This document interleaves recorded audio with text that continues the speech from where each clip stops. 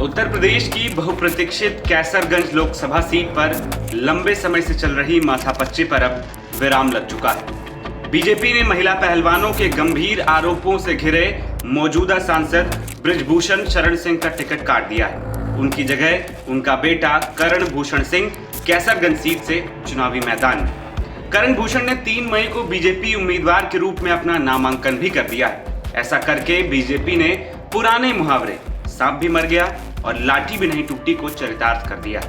लेकिन बीजेपी के लिए यह सब कुछ इतना आसान नहीं था। सूत्रों की माने तो यह सब कुछ एक फोन कॉल की वजह से संभव हो पाया। उस फोन कॉल की वजह से कैसरगंज सीट की पूरी बाजी ही पलट गई।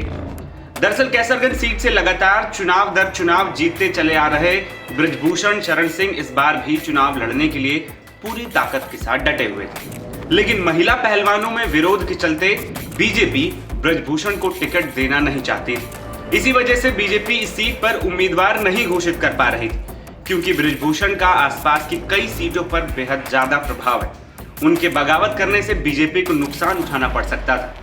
लेकिन नामांकन की आखिरी तारीख से एक दिन पहले एकाएक ऐसा हुआ कि बृजभूषण चुनाव न लड़ने के लिए तैयार हो गए। बीजेपी ने उनका टिकट भी काट दिया और नए प्रत्याशी की घोषणा भी कर दी।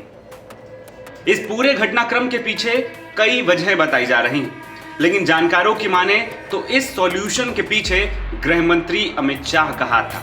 गृह मंत्री अमित शाह ही वो शख्स थे जिन्होंने चुनाव लड़ने की जिद पर अड़े बृजभूषण शरण सिंह से फोन पर बात की थी। 2 मई सुबह 8 बजे से करीब बृजभूषण शरण सिंह अपने आवास पर बैडमिंटन खेल रहे थे।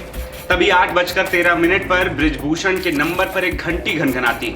वो फोन बीजेपी के सबसे ताकतवर नेता और गृह मंत्री अमित शाह का होता है। दोनों नेताओं के बीच उस दौरान कैसरगंज सीट से चुनाव लड़ने को लेकर बेहद अहम बातचीत होती है। बातचीत के दौरान केंद्रीय गृह मंत्री अमित शाह ने बृजभूषण शरण सिंह के सामने अपनी शर्तें रखी, तो बृजभूषण ने भी अपना पक्ष रखा। गृह मंत्री अमित शाह ने मौजूदा सांसद बृजभूषण से कहा कि गोंडा सदर से विधायक प्रतीक भूषण शरण सिंह को कैसरगंज सीट से चुनाव लड़ा दीजिए और आप गोंडा सदर से विधानसभा का उपचुनाव लड़ जाइए। अमित शाह की इस शर्त को सुनते ही बृजभूषण ने साफ मना कर दिया। बताया जाता है कि बृजभूषण ना तो प्रतीक को लोकसभा लड़वाने के पक्ष में थे और न ही खुद विधानसभा उपचुनाव लड़ना चाहते थे। इसी वजह से बृजभूषण ने शाह से साफ मना कर दिया था। उसके बाद शाह ने बृजभूषण के सामने उनके छोटे बेटे करण भूषण को चुनाव लड़ाने का ऑफर दिया। इस पर बृजभूषण ने तपाक से जवाब दिया कि जैसी आपकी मर्जी।